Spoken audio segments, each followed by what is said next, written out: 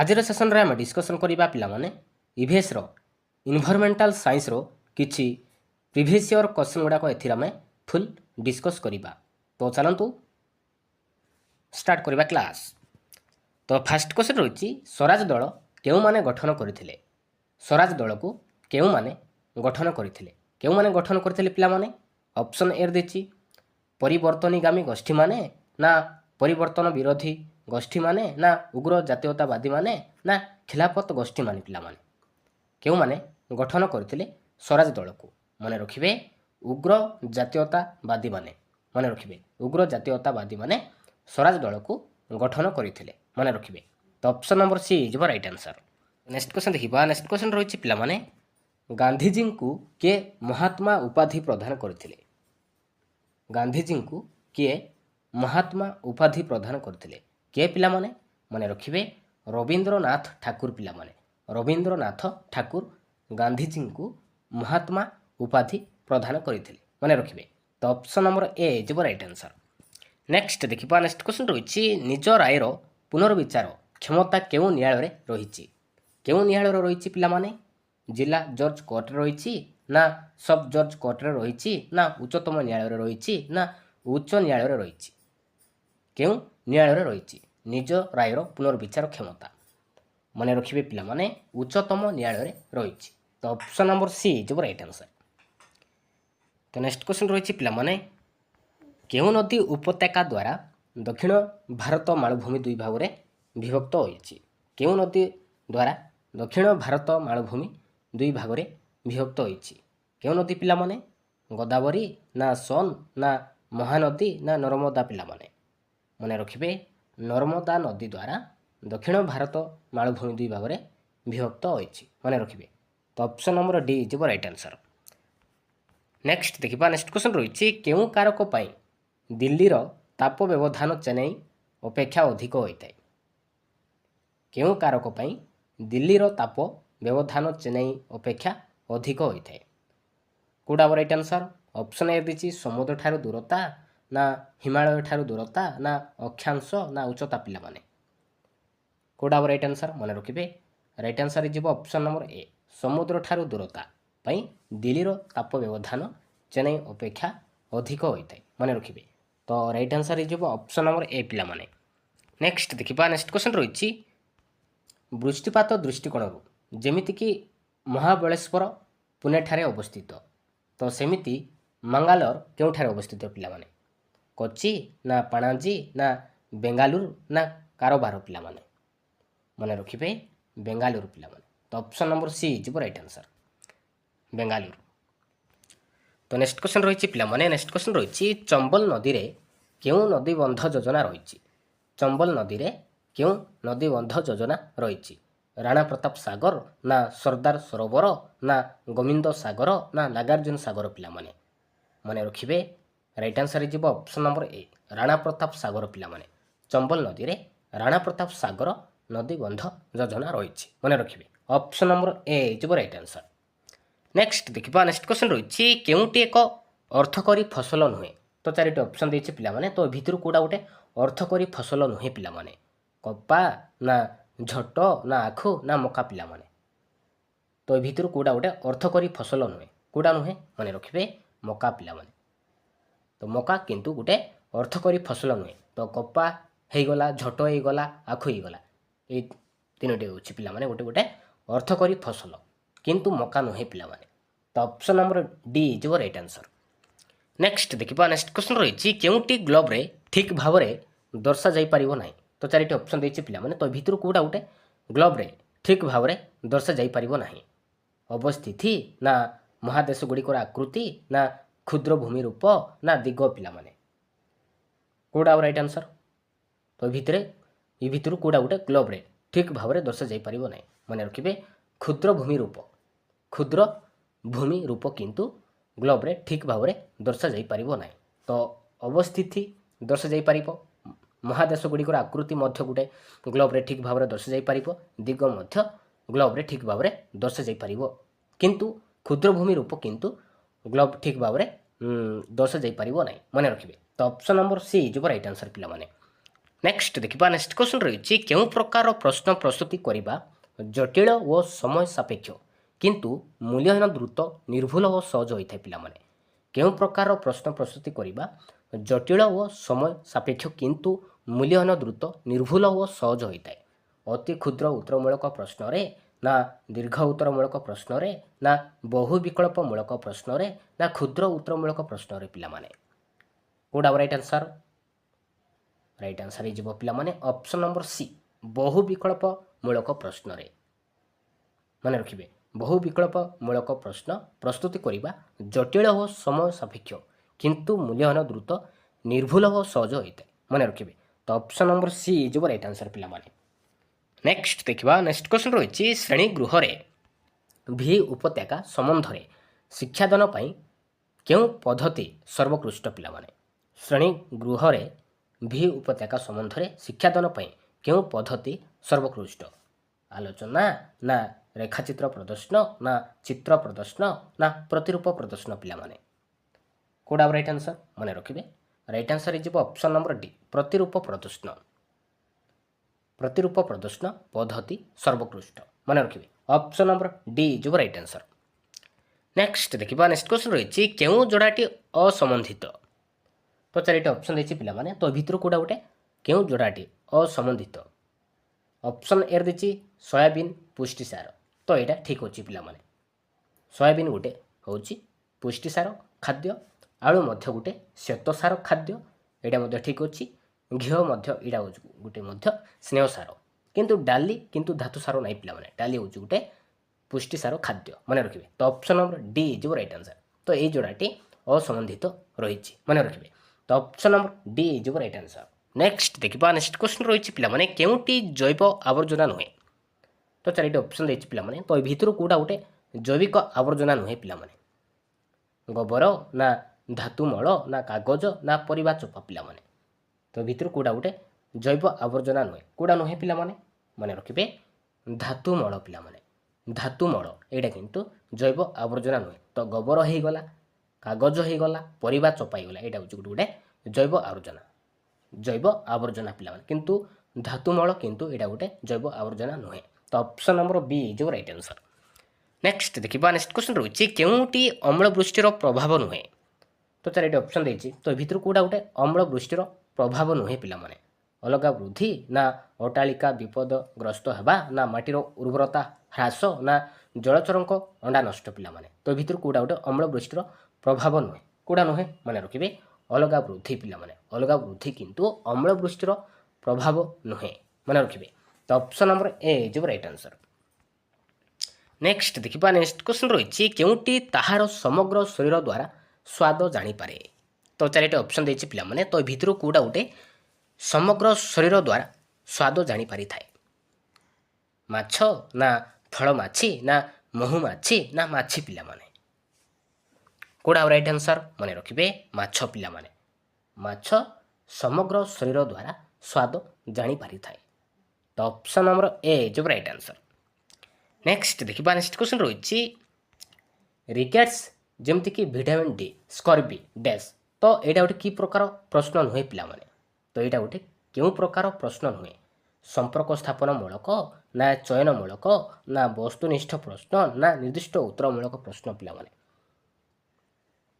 कौटा right answer मन रखिए यहाँ जो गोटे चयनमूलक प्रश्न नुहे पिलाने मन रखिए तो ऑप्शन नंबर बी जो राइट आंसर नेक्स्ट देखा नेक्स्ट क्वेश्चन रही क्यों शिक्षादान प्रणाली शिक्षार्थी केन्द्रिक नुहे तो चारिटा ऑप्शन देती पिलाने तो भितर कौटा गोटे शिक्षादान प्रणाली शिक्षार्थी केन्द्रिक नुहे पर्यवेक्षण ना प्रकल्प ना प्रदर्शन ना परीक्षण पिलाने कौटा राइट आंसर मन रखिए राइट आंसर हो ऑप्शन नंबर सी पिलाने प्रदर्शन पिलाने प्रदर्शन प्रदर्शन किंतु शिक्षादान प्रणाली शिक्षार्थी केन्द्रिक नुहे तो ऑप्शन नंबर सी जो राइट आंसर नेक्स्ट देखा नेक्स्ट क्वेश्चन रही आम राज्य में केउं श्रेणी पर्यंत विज्ञान और सामाजिक विज्ञान को एक समन्वित पाठ्यक्रम परिवेश विज्ञान भाव रखा जाइए द्वितीय रु चतुर्थ ना तृतीय रु पंचम ना तृतीय रु चतुर्थ ना चतुर्थ पंचम पिलाने कौटा राइट आंसर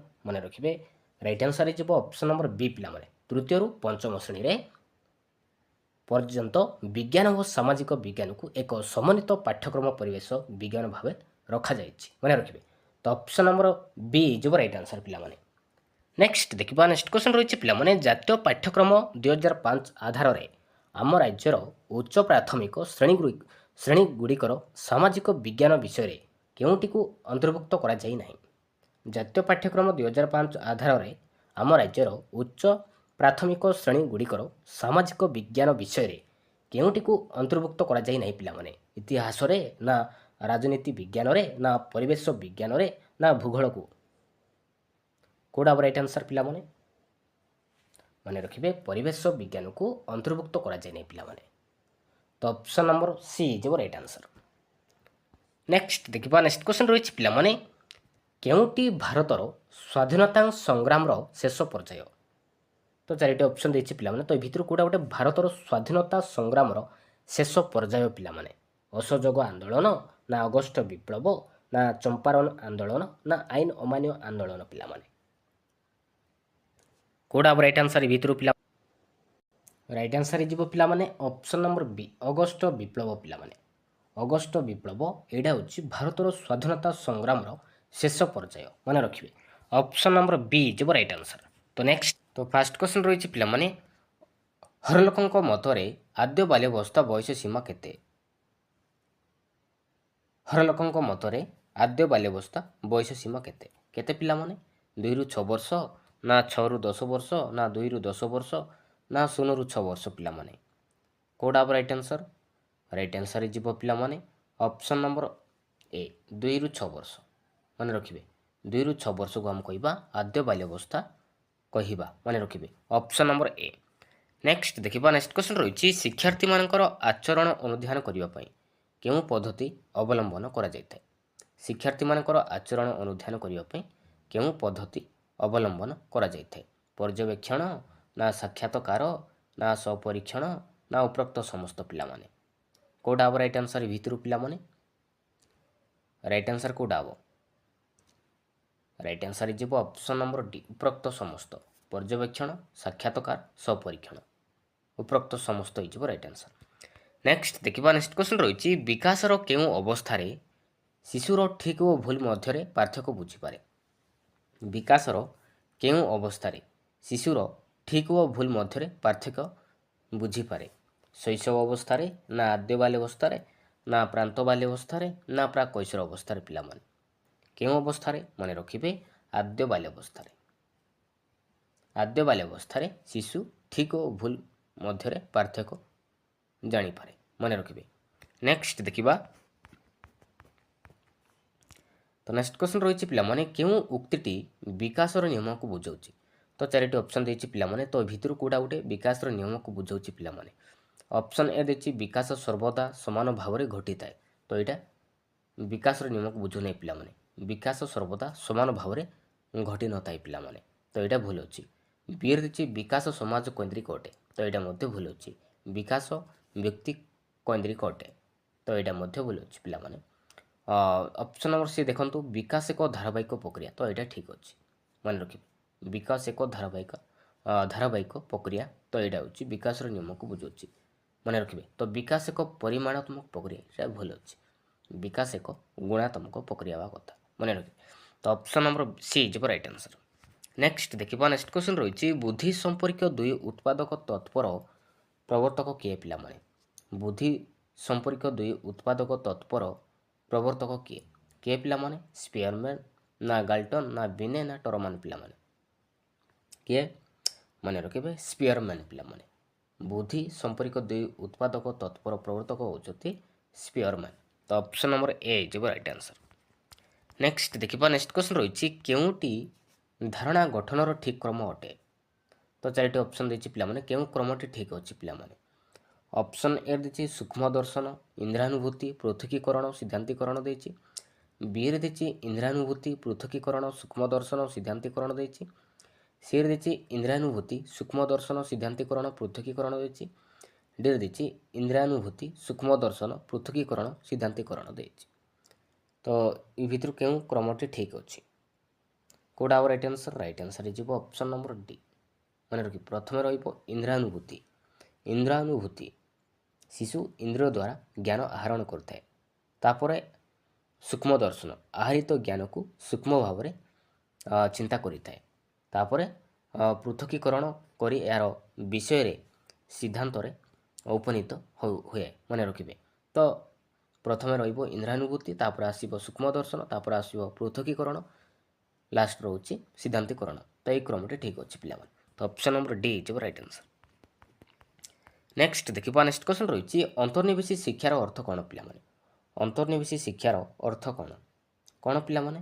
ଭିନ୍ନକ୍ଷମ ଶିକ୍ଷାର୍ଥୀଙ୍କ ପାଇଁ ଶିକ୍ଷଣ ସୁଯୋଗ, ନା ସବୁ ବର୍ଗର ଶିକ୍ଷାର୍ଥୀଙ୍କ ପାଇଁ ଅଧିକାର ସହ ଶିକ୍ଷଣ ସୁଯୋଗ, ନା ଶିକ୍ଷଣରେ ଆଗୁଆ ପିଲାଙ୍କୁ ଅଧିକ ଗୁରୁତ୍ୱ, ନା ଶିକ୍ଷଣରେ ପଛୁଆ ପିଲାଙ୍କୁ ଅଧିକ ଗୁରୁତ୍ୱ? ଅନ୍ତର୍ନିବେଶୀ ଶିକ୍ଷାର ଅର୍ଥ କ'ଣ? କ'ଣ ପିଲାମାନେ? କେଉଁଟା ହେବ ରାଇଟ୍ ଆନ୍ସର୍? ରାଇଟ୍ ଆନ୍ସର୍ ହେଇଯିବ ଅପସନ୍ ନମ୍ବର ବି, ସବୁ ବର୍ଗର ଶିକ୍ଷାର୍ଥୀଙ୍କ ପାଇଁ ଅଧିକାର ସହ ଶିକ୍ଷଣ ସୁଯୋଗ। ମନେ ରଖିବେ। ତ ଅପସନ୍ ନମ୍ବର ବି ହେଇଯିବ ରାଇଟ୍ ଆନ୍ସର୍। ନେକ୍ସଟ ଦେଖିବା, ନେକ୍ସଟ କ୍ୱେଶ୍ଚନ୍ ରହିଛି ପିଲାମାନେ କେଉଁଟି ମୂଲ୍ୟାୟନର ଏକ ଉଦାହରଣ? ତ ଭିତରୁ ପିଲାମାନେ କେଉଁଟା ଗୋଟେ ମୂଲ୍ୟାୟନର ଏକ ଏକ୍ଜାମ୍ପଲ୍ ଅଟେ ପିଲାମାନେ? ୱାନ୍ରେ ଦେଇଛି ହାଇସ୍କୁଲ ସାର୍ଟିଫିକେଟ୍ ପରୀକ୍ଷା ଖାତା ଦେଖା, 2 ନମ୍ବର ଦେଇଛି ଶ୍ରେଣୀ ପରୀକ୍ଷା ଖାତା ଦେଖା। ତ ଭିତରୁ କେଉଁଟା ଠିକ୍ ଅଛି? କେଉଁଟା ହେବ ରାଇଟ୍ ଆନ୍ସର୍? ରାଇଟ୍ ଆନ୍ସର୍ ହେଇଯିବ ଅପସନ୍ ନମ୍ବର ଡି ପିଲାମାନେ। ତ ଏମାନଙ୍କ ଭିତରୁ କୌଣସିଟି ନୁହେଁ। ରାଇଟ୍ ଆନ୍ସର୍ ହେଇଯିବ ଅପସନ୍ ନମ୍ବର ଡି। ନେକ୍ସଟ ଦେଖିବା, ତ ନେକ୍ସଟ କ୍ୱେଶ୍ଚନ୍ ରହିଛି ପିଲାମାନେ ବ୍ୟକ୍ତିର ବୃଦ୍ଧି। ତ ଏଇଟା ଗୋଟେ କେଉଁ ପ୍ରକ୍ରିୟା ଅଟେ ପିଲାମାନେ? ବ୍ୟକ୍ତିର ବୃଦ୍ଧି, ତ ଏଇଟା ଗୋଟେ କେଉଁ ପ୍ରକାର ଅଟେ? କେଉଁ ପ୍ରକ୍ରିୟା ଅଟେ ପିଲାମାନେ? ଧାରାବାହିକ, ନା ଜୈବିକ, ନା ଶୈକ୍ଷିକ, ନା ମନସ୍ତାତ୍ତ୍ୱିକ ପିଲାମାନେ? ଏଇଟା ହେଉଛି ପିଲାମାନେ ଜୈବିକ ପ୍ରକ୍ରିୟା ଅଟେ। ବ୍ୟକ୍ତିର ବୃଦ୍ଧି ଏଇଟା ହେଉଛି ଜୈବିକ ପ୍ରକ୍ରିୟା ଅଟେ। ଅପସନ୍ ନମ୍ବର ବି ହେଇଯିବ ରାଇଟ୍ ଆନ୍ସର୍। ନେକ୍ସଟ ଦେଖିବା, ନେକ୍ସଟ କ୍ୱେଶ୍ଚନ୍ ରହିଛି 12ରୁ 14 ବର୍ଷ ବୟସକୁ କେଉଁ ଅବସ୍ଥା କହିବା? 12ରୁ 14 ବର୍ଷ ବୟସକୁ କେଉଁ ଅବସ୍ଥା କହିବା ପିଲାମାନେ? କେଉଁ ଅବସ୍ଥା କହିବା? କୈଶୋର ଅବସ୍ଥା କହିବା, ନା ପ୍ରାନ୍ତ ବାଲ୍ୟାବସ୍ଥା କହିବା, ନା ଆଦ୍ୟ ପରିଣତ ଅବସ୍ଥା କହିବା, ନା ପ୍ରାକ୍ କୈଶୋର ଅବସ୍ଥା କହିବା ପିଲାମାନେ? 12ରୁ 14 ବର୍ଷ ବୟସକୁ କେଉଁ ଅବସ୍ଥା କହିବା? ମନେ ରଖିବେ ପିଲାମାନେ, ପ୍ରାକ୍ କୈଶୋର ଅବସ୍ଥା କୁହାଯାଏ। ପ୍ରାକ୍ କୈଶୋର ଅବସ୍ଥା କହିବା। ଆଉ କୈଶୋର ଅବସ୍ଥାର ବୟସ ସୀମା କେତେ ହେବ ପିଲାମାନେ? କୈଶୋର ଅବସ୍ଥାର ମନେ ରଖିବେ 12ରୁ 18 ବର୍ଷ। ମନେ ରଖିବେ 12ରୁ 18 ବର୍ଷ। ଆଉ ପ୍ରାନ୍ତ ବାଲ୍ୟାବସ୍ଥା ହେଇଯିବ ପିଲାମାନେ 6ରୁ 12 ବର୍ଷ। ପ୍ରାନ୍ତ ବାଲ୍ୟାବସ୍ଥା ଆଉ ଆଦ୍ୟ ପରିଣତ ଅବସ୍ଥା କହିବା 18ରୁ 40 ବର୍ଷ। ମନେ ରଖିବେ। ତ ଏଇଟା ହେଇଯିବ 12ରୁ 19 ବର୍ଷ କୈଶୋର ଅବସ୍ଥା। ପ୍ରାନ୍ତ ବାଲ୍ୟାବସ୍ଥା ହେଇଯିବ ପିଲାମାନେ 6ରୁ 12 ବର୍ଷ। ଆଉ ଆଦ୍ୟ ପରିଣତ ଅବସ୍ଥା ହେଇଯିବ 18ରୁ 40 ବର୍ଷ। ମନେ ରଖିବେ। ତ 12ରୁ 14 ବର୍ଷକୁ ବୟସକୁ ଆମେ କହିବା ପ୍ରାକ୍ କୈଶୋର ଅବସ୍ଥା କହିବା। ନେକ୍ସଟ ଦେଖିବା, ନେକ୍ସଟ କ୍ୱେଶ୍ଚନ୍ ରହିଛି କେଉଁଟି ଶିଶୁର ଆବେଗ ନୁହେଁ?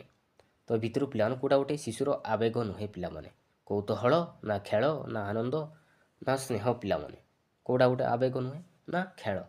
ଖେଳ କିନ୍ତୁ ଗୋଟେ ଆବେଗ ନୁହେଁ। ତ କୌତୂହଳ ହେଇଗଲା, ଆନନ୍ଦ ହେଇଗଲା, ସ୍ନେହ, ସୁଖ, ଦୁଃଖ, ଭୟ, ବିରକ୍ତି, କ୍ରୋଧ, ଏସବୁ ହେଉଛି ଗୋଟେ ଗୋଟେ ଆବେଗ। ମନେ ରଖିବେ। ଦେଖିବା, ନେକ୍ସଟ କ୍ୱେଶ୍ଚନ୍ ରହିଛି କେଉଁଟି ମନୋବିଜ୍ଞାନକୁ ମନ ସମ୍ପର୍କୀୟ ବିଜ୍ଞାନ ବୋଲି ଅଭିହିତ କରେ? କେଉଁଟି ମନୋବିଜ୍ଞାନକୁ ମନ ସମ୍ପର୍କୀୟ ବିଜ୍ଞାନ ବୋଲି ଅଭିହିତ କରେ ପିଲାମାନେ? ଆତ୍ମା ପରି ମନର ସ୍ଥିତି ନାହିଁ, ନା ବ୍ୟକ୍ତିର ଶାରୀରିକ ଦିଗ ବିଚାର୍ଯ୍ୟ ନୁହେଁ, ନା ମନକୁ ନିର୍ଭୁଲ ବ୍ୟାଖ୍ୟା କରି ହୁଏ ନାହିଁ, ନା ମନରେ ଧାରଣା ସୃଷ୍ଟିକୁ ବ୍ୟାଖ୍ୟା କରେ ପିଲାମାନେ? କେଉଁଟା ହେବ ରାଇଟ୍ ଆନ୍ସର୍? ରାଇଟ୍ ଆନ୍ସର୍ ହେଇଯିବ ଅପସନ୍ ନମ୍ବର ଡି, ମନରେ ଧାରଣା ସୃଷ୍ଟିକୁ ବ୍ୟାଖ୍ୟା କରେ। ତ ଅପସନ୍ ନମ୍ବର ଡି ହେଇଯିବ ରାଇଟ୍ ଆନ୍ସର୍। ନେକ୍ସଟ ଦେଖିବା, ନେକ୍ସଟ କ୍ୱେଶ୍ଚନ୍ ରହିଛି କେଉଁଟିକୁ ଆଭ୍ୟନ୍ତରୀଣ ଅଭିପ୍ରେରଣା ବୋଲି ବିବେଚନା କରାଯାଏ? ତ ଭିତରୁ କେଉଁଟା ଗୋଟେ ଆଭ୍ୟନ୍ତରୀଣ ଅଭିପ୍ରେରଣାର ବିବେଚନା କରାଯାଉଛି ପିଲାମାନେ? ପୁରସ୍କାର, ନା ପ୍ରଶଂସା, ନା ପ୍ରୋତ୍ସାହନ, ନା କ୍ଷୁଧା ପିଲାମାନେ? କେଉଁଟା ହେବ ରାଇଟ୍ ଆନ୍ସର୍? ରାଇଟ୍ ଆନ୍ସର୍ ହେଇଯିବ ପିଲାମାନେ ଅପସନ୍ ନମ୍ବର ଡି, କ୍ଷୁଧା ପିଲାମାନେ। ତ ଅପସନ୍ ନମ୍ବର ଡି ହେଇଯିବ ରାଇଟ୍ ଆନ୍ସର୍। ନେକ୍ସଟ ଦେଖିବା, ନେକ୍ସଟ କ୍ୱେଶ୍ଚନ୍ ରହିଛି ଜନ୍ମରୁ 2 ବର୍ଷ ପର୍ଯ୍ୟନ୍ତ ଅବସ୍ଥାକୁ କ'ଣ କୁହାଯାଏ? ଜନ୍ମରୁ 2 ବର୍ଷ ପର୍ଯ୍ୟନ୍ତ ଅବସ୍ଥାକୁ କ'ଣ କୁହାଯାଏ?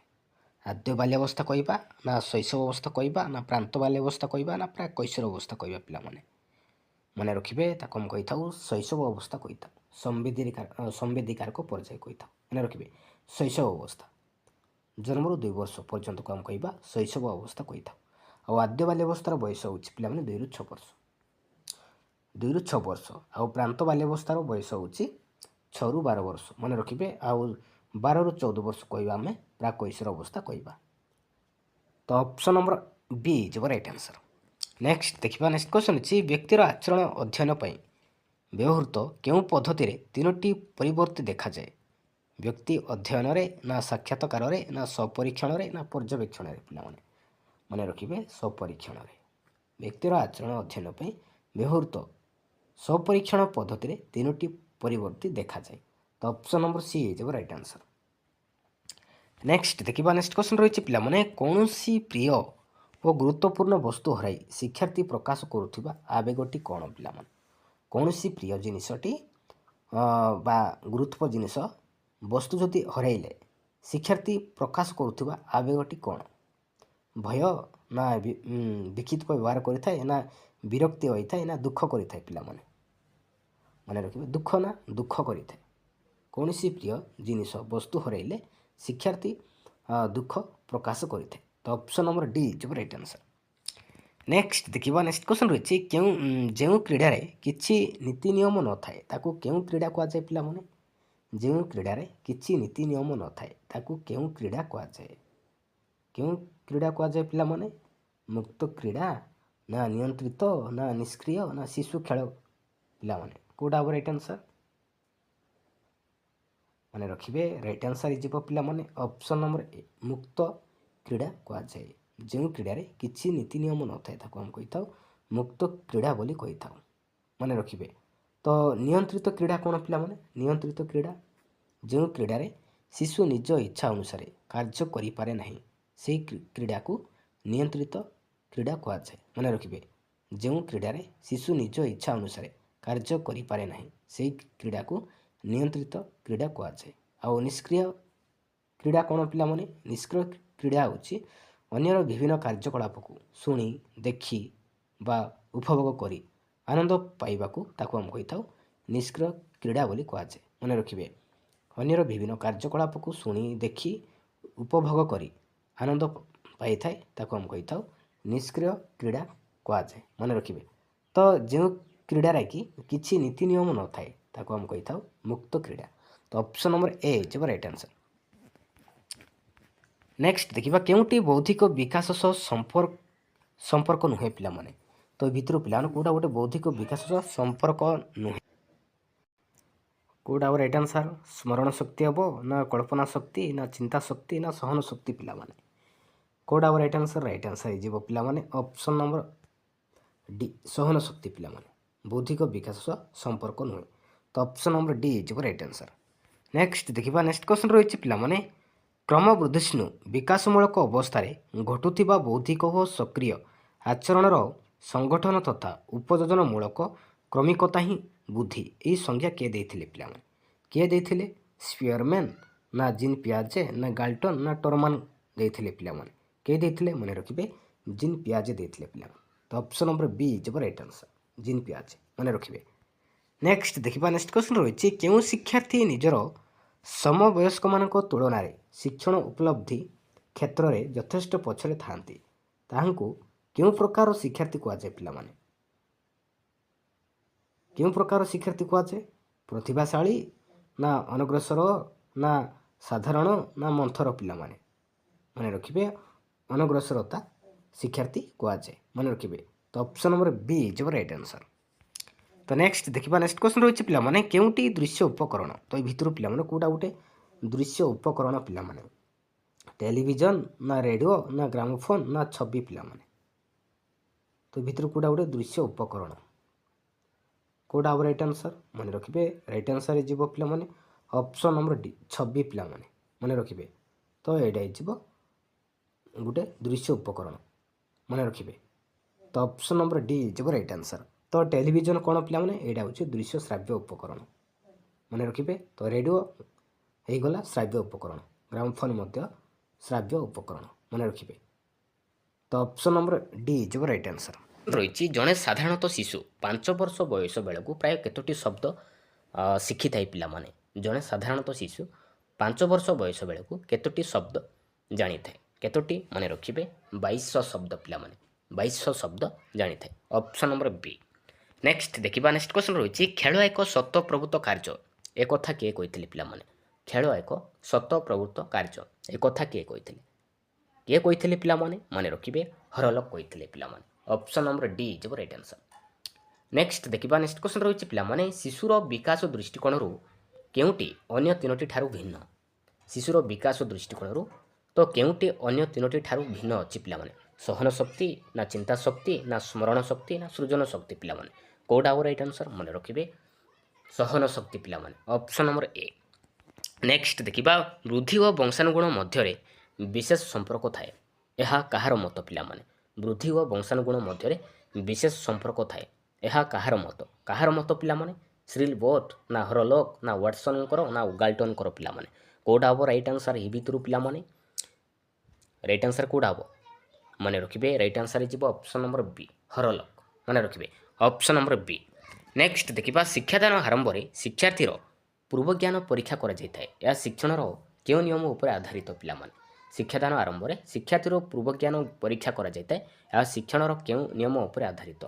ଫଳାଫଳ ନା ଅଭ୍ୟାସ ନା ପ୍ରସ୍ତୁତି ନା ଅଭିଜ୍ଞତା ପିଲାମାନେ? ଏଇଟା ହେଇଯିବ ପିଲାମାନେ ଗୋଟେ ପ୍ରସ୍ତୁତି ନିୟମ ଉପରେ ଆଧାରିତ। ଅପସନ୍ ନମ୍ବର ସି ଯିବ ରାଇଟ୍ ଆନ୍ସର୍। ନେକ୍ସଟ ଦେଖିବା ଜଣେ ପ୍ରାଥମିକ ଶିକ୍ଷକ ଶିକ୍ଷାଦାନ ସମୟରେ ଶ୍ରୁତ ଲିଖନ ଉପରେ ଗୁରୁତ୍ୱ ଦିଅନ୍ତି ଏହାଦ୍ୱାରା ଶିକ୍ଷାର୍ଥୀର କି ପ୍ରକାରର ବିକାଶ ସାଧିତ ହୋଇଥାଏ ପିଲାମାନେ? ସାମାଜିକ ନା ମାନସିକ ନା ପେଶୀୟ ନା ବୌଦ୍ଧିକ ପିଲାମାନେ? ମନେ ରଖିବେ ଏଇଟା ହେଉଛି ଗୋଟେ ପେଶୀୟ ପ୍ରକାର ବିକାଶ ସାଧିତ ହୋଇଥାଏ। ଅପସନ୍ ନମ୍ବର ସି ଯିବ ରାଇଟ୍ ଆନ୍ସର୍। ନେକ୍ସଟ ଦେଖିବା ପ୍ରାଥମିକ ଶିକ୍ଷାର୍ଥୀମାନଙ୍କର ଶିକ୍ଷଣଗତ ଦୁର୍ବଳତା ଦୂର କରିବା ନିମନ୍ତେ ଜଣେ ପ୍ରାଥମିକ ଶିକ୍ଷକ କେଉଁଟି ଉପରେ ଗୁରୁତ୍ୱ ଦେବେ? ପାଠ୍ୟପୁସ୍ତକ ଉପରେ ନା ଶିକ୍ଷା ଉପକରଣ ଉପରେ ନା ମୁଖସ୍ଥୀକରଣ ଉପରେ ନା ଆଲୋଚନା ବର୍ଣ୍ଣନା ଉପରେ ପିଲାମାନେ? ମନେ ରଖିବେ ଆଲୋଚନା ଓ ବର୍ଣ୍ଣନା ଉପରେ ଗୁରୁତ୍ୱ ଦେବେ। ଅପସନ୍ ନମ୍ବର ଡି ଯିବ ରାଇଟ୍ ଆନ୍ସର୍। ନେକ୍ସଟ ଦେଖିବା କେଉଁଟି ଏକ ପାଠ୍ୟ ଯୋଜନାର ଉପାଦାନ ନୁହେଁ? ତ ଏ ଭିତରୁ ପିଲାମାନେ କେଉଁଟା ଗୋଟେ ପାଠ୍ୟ ଯୋଜନାର ଉପାଦାନ ନୁହେଁ ପିଲାମାନେ? ମୁଖ୍ୟ ଧାରଣା ନା ଉପଧାରଣା ନା ଉପକରଣ ନା ଶ୍ରେଣୀ ପରିଚାଳନା ପିଲାମାନେ? କେଉଁଟା ହେବ ରାଇଟ୍ ଆନ୍ସର୍? ମନେ ରଖିବେ ଶ୍ରେଣୀ ପରିଚାଳନା ଏକକ ପାଠ୍ୟ ଯୋଜନାର ଉପାଦାନ ନୁହେଁ ଶ୍ରେଣୀ ପରିଚାଳନା। Option number D.